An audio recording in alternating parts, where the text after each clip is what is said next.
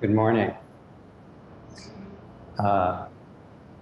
Technology, complexity, COVID sign-ins.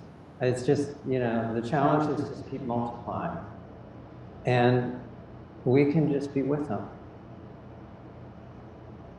We can just, there was a moment I was letting this gentleman in, and he was doing all sorts of things on his phone to fill out our COVID protocols. And I just noticed all this tension in my body.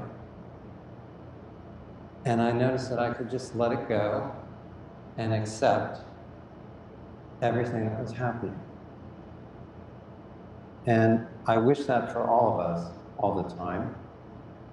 But I'm going to talk about how it doesn't happen all the time.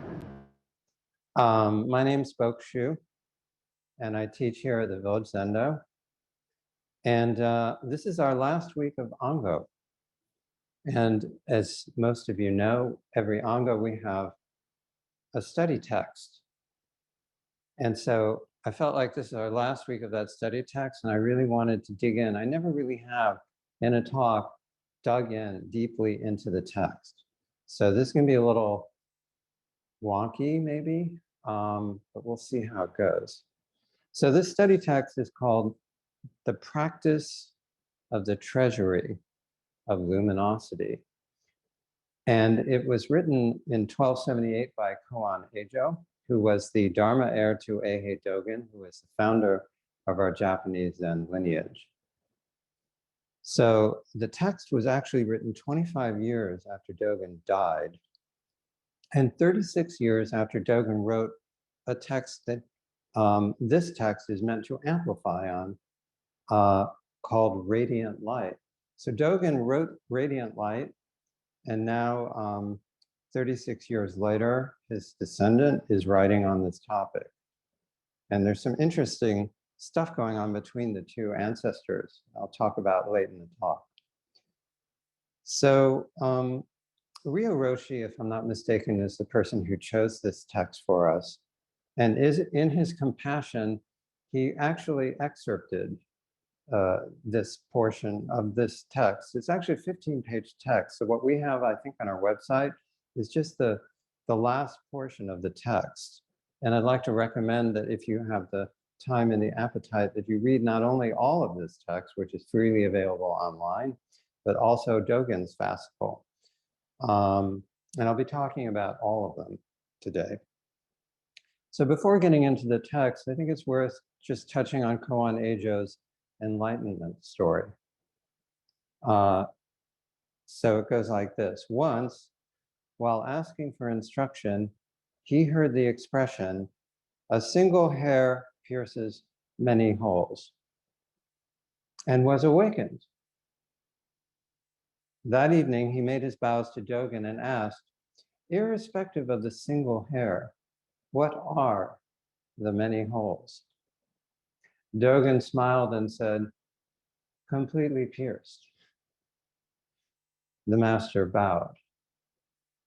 So I ask you right now, irrespective of the many holes, what is awakening? What happened to Eijo at that moment? And on this subject, in our study text itself, Eijo comments, what is awakening?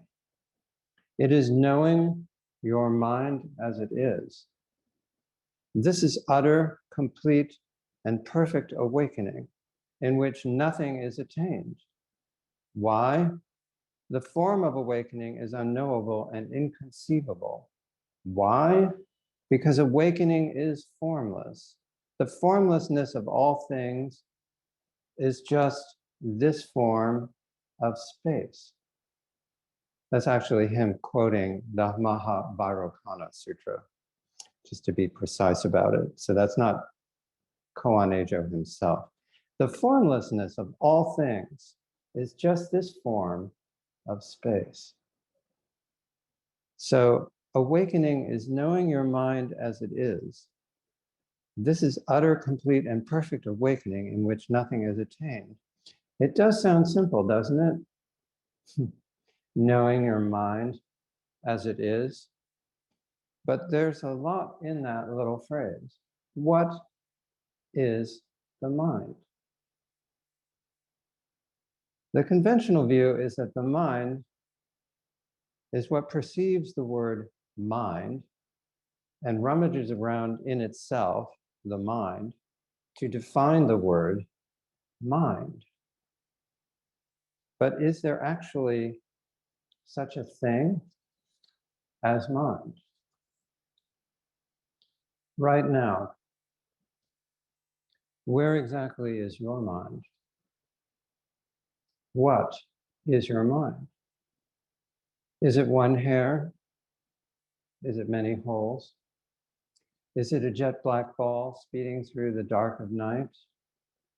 It is eating when you're hungry and drinking when you're thirsty. Is it like drinking water and actually experience it for yourself, whether it is warm or cold? Is your mind like or unlike anything at all? What happens when we're sitting and we look at our minds?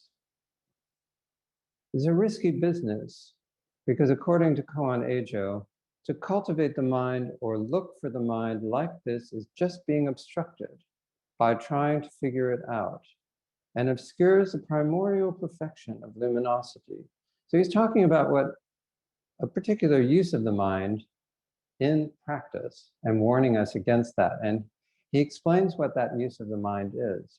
And let's see if any of us recognize ourselves in this description. Looking around at monks these days, because they base everything on their own narrow views, although they polish it day and night, they are just trying to rub through to get to something. Others try to swat away wandering thoughts, hoping to clear things up by beating out the flames so that some mysteriously silent light will shine. If you think it is just a matter of stopping thoughts, then don't wood, stones, and mud already do it better than you can? This is really the worst kind of student to have because they drown themselves to avoid getting burned. Idiots. Ouch.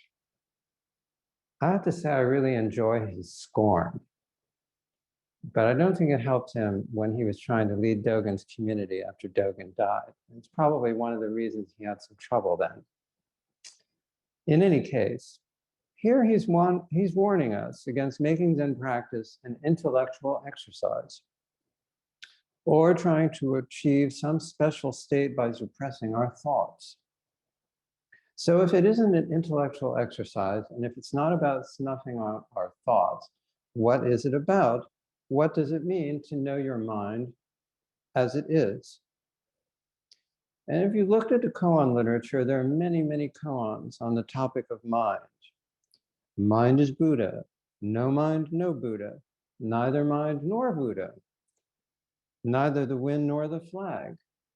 Ryoan's constant principle.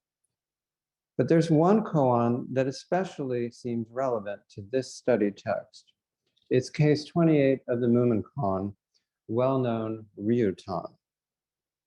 And in the lead up to this koan, we learn that a great scholar of the Diamond Sutra, Tokusan, who is in fact by his Chinese name Deshan, stops for refreshment in a roadside tea stand.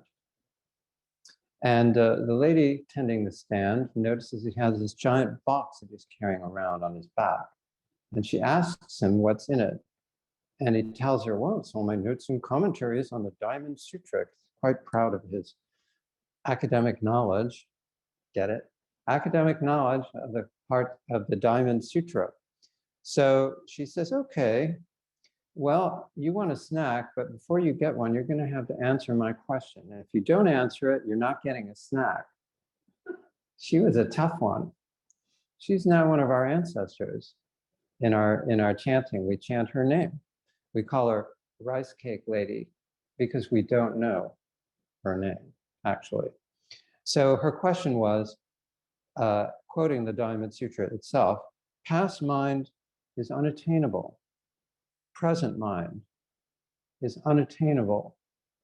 Future mind is unattainable. You have just said that you would light up your mind. Which mind, Reverend Sir, are you going to light up? And this is an extremely clever play on words, because in ancient Chinese, apparently, lighting up the mind has the meaning of eating a snack. So it's both a comment on enlightenment and a comment on eating. And Deshan was completely unprepared for this kind of question from this unassuming person, just randomly encountered seemingly on the roadside. He was given this incredible challenge, and he was totally unprepared. He couldn't answer her. He had nothing to say, this expert on the Diamond Sutra.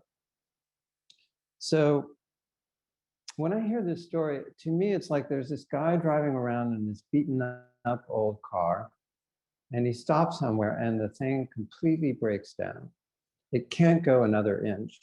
It's a total wreck. It needs a complete overhaul. And just in case you were wondering, the Village Zendo is not a Zen garage. We don't fix breakdowns here. I feel that what we do is that we create a space where people can get comfortable with their brokenness, where the damage can be healed not by changing the person, but by changing the person's attitude toward their own damage and learning to accommodate and even be joyful in the midst of it. So our study text makes this point very clearly. Pivoting from scorn and scolding, Koan Ejo writes, do not continue to conceive of yourself in terms of obstructions and limitations, squeezing out thoughts of self and poverty, of being a deluded being. This is the demonic defilement of the wheel of reality turned by the Buddhas. And as those of you who know me might suspect, I have spent many years marinating in what I perceive to be my own obstructions and limitations, trying to fix the broken vehicle, trying to fix myself up. Perhaps it's just an idle boast, but I would like to think of myself as the poster child of demonic defilement. Wouldn't that be great if you got a Wheaties box and on the back there's a photo of someone? Demonic defilement. This is it. Beware. Eat your Wheaties. Many of you might have done the same thing as I've been doing. Maybe you're doing it right now. This is unsurprising because most of us come to Zen practice hoping to change ourselves, hoping for some improvement, hoping to be a better person, more compassionate, more patient, more this, more that, or less this, less that.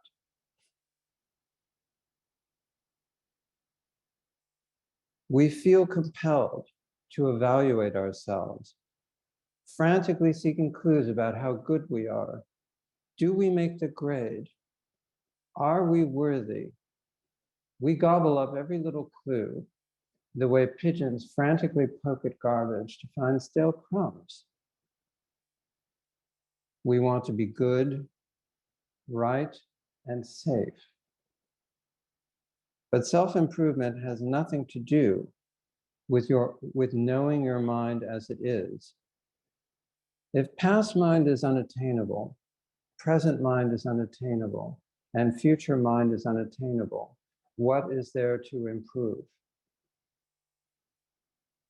And even if there were a thing to improve, what standard would we judge the improvement by? Who would be the judge of it? It's crazy. But just because it's crazy doesn't mean I don't do it. Knowing that it's crazy doesn't change my doing it. Watching myself doing it changes my doing it.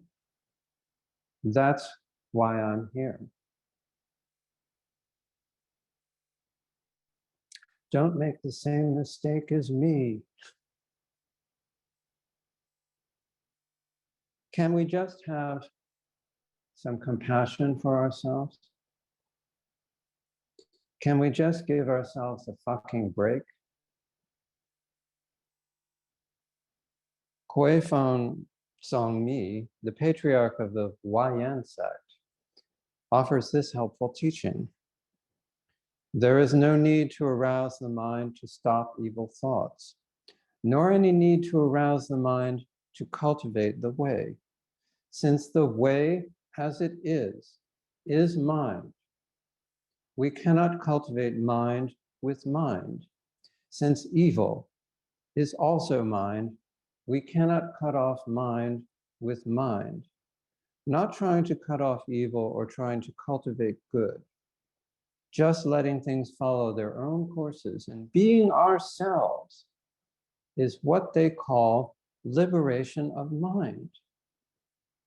Nowhere is there either any Dharma principle that we ought to embrace, nor any Buddha that we ought to strive to obtain. Just like the empty sky that does not increase or decrease, so with our mind, what need could there be to augment or amend it? And why? Because outside of our mind itself, there's absolutely nothing, not the least little thing of value to be obtained. Yamada Roshi, from a very different era, said that the purpose of Zen is the perfection of character. This statement is very easy to misinterpret, and those of us who see ourselves as deeply flawed leap to the conclusion that Yamada is urging us to improve ourselves. So what does he really mean? In my understanding, the perfection of character is first and foremost dropping our automatic resistance to reality, dropping our need to improve ourselves. In other words, dropping instead of asserting ourselves. The perfection of character is less character. Our study text puts it this way: there can be no self in practicing the path of the unfabricated, the treasury of luminosity, or views of the self at all. Self and views are different names for the same thing, the face of a ghost or the face of a spirit. There is just this luminosity. It is not a matter of establishing any opinions about anything at all. From the views of self and what belongs to self, or to ideas about the Buddhas and the Dharma.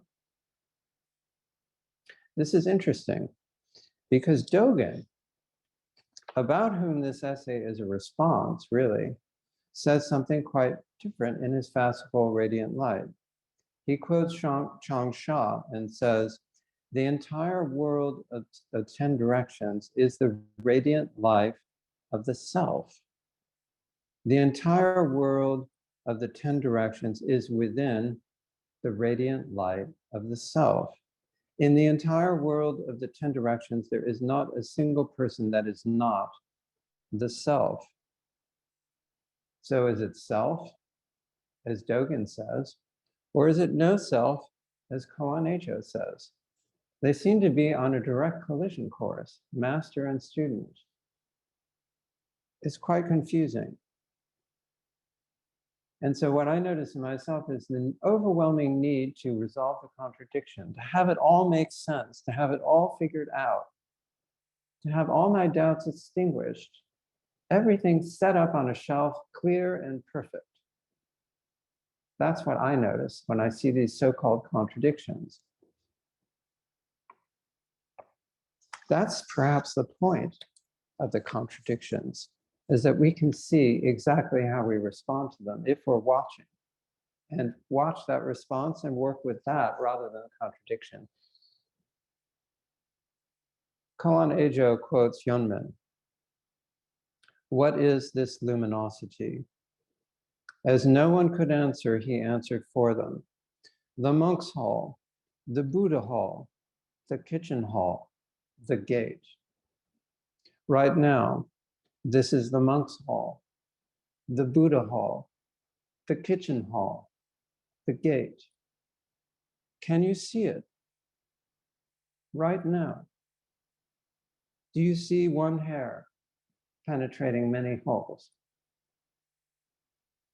The urgent question I think we have to ask ourselves is, why are so many of us so afraid of being truly human? Why do we frantically defend ourselves rather than acknowledging our vulnerability and embracing our brokenness? I don't have any answers to this question. But our study text suggests an alternative. And it quotes the Avatamsaka Sutra. The body of the Buddha blazes forth a radiance of infinite colors, perfectly pure, which covers all lands like overarching clouds, everywhere presenting the virtues of awakening. All who are illumined by this radiance rejoice, and suffering beings are freed from pain. All are moved to reverence and recognize their own capacity to open to openness.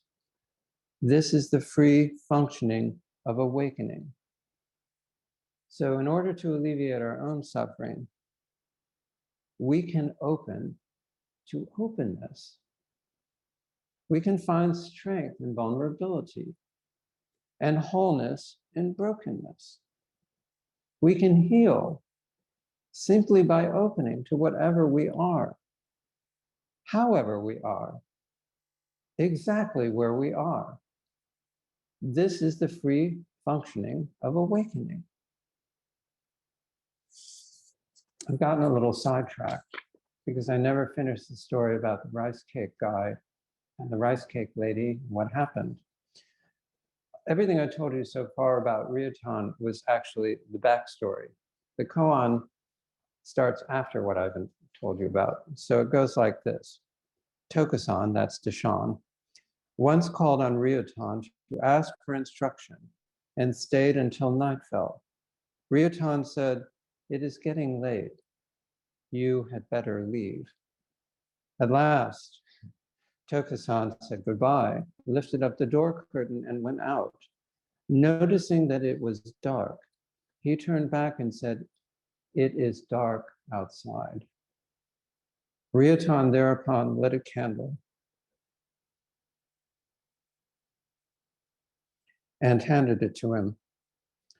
Tokusan was about to take it when Ryotan blew it out. At this, Tokusan was all of a sudden enlightened. He made a bow. Ryotan asked, "What realization do you have?" Tokusan replied, "From now on, I will not doubt the sayings of any of the great Zen masters of the world." So we've come back again to luminosity. Here's this guy who was challenged to light up his mind, and he couldn't do it. He was clueless. So he asked for instruction and came to this other teacher and talked and talked and talked. Finally, he left. And it was dark. It was dark outside. He couldn't see a thing. He wanted to see, but until that candle was blown out, he couldn't. He was totally blind. It was only when he had no idea what was going on, no idea who he was, no clue how to go, what to do, what to say, then he knew who he was. Then he really saw. That was the moment of perfect luminosity. Recently, I had a similar experience. I was riding the A train coming back from JFK. And very soon after I boarded, the A train screeched to a halt between stations, as it often does. It's one of its more charming features. So at that moment, it just so happened, after 14 hours of traveling, I was looking at the floor, completely zoned out. And from behind the clouds, the sun emerged. And the floor, filthy, warped, pitted, strewn with garbage, was suddenly illuminated with this blinding light. And it's strange to say, but this linoleum, which has probably been walked on by 5 million people, was polished so it was like a mirror. And I was blinded by the sunlight. I was looking right at it, and suddenly I was just blinded by it. And I had to avert my eyes. Looking outside, what did I see? The International House of Pancakes. So there was the International House of Pancakes. There was a pigeon walking along an I-beam. Then I looked back inside. There were all my co-passengers, most of them buried in their phones or just zoned out as I had been only a moment before. But everything was totally different for me. I was actually seeing it. Just at that moment, I was actually able to see what was in front of me. There was really nothing mystical about it.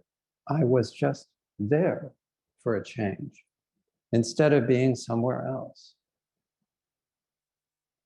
But it's the fruit of practice that I could notice that I was there and actually participate in the experience fully, instead of just brushing it aside or not even noticing that I was actually there at that moment.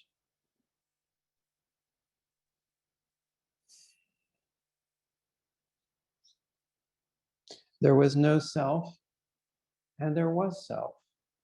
There was no mind, and there was mind. It's just as Dogen asked in Radiant Light, how do mountains and rivers all of a sudden appear? Temporarily blinded, I temporarily saw the mountains and rivers right there in Queens. All of a sudden, the International House of Pancakes was transformed into the absolute, total, and complete house of all pancakes throughout all space and time. All of a sudden, there was that particular pigeon on that particular beam. This vital shift from stupor to stupendous is perfectly described by Dogen in his Radiant Light. Until that time, no one in China had seen or heard of the radiant light of Buddha ancestors. Who then was even aware of the radiant light of the self?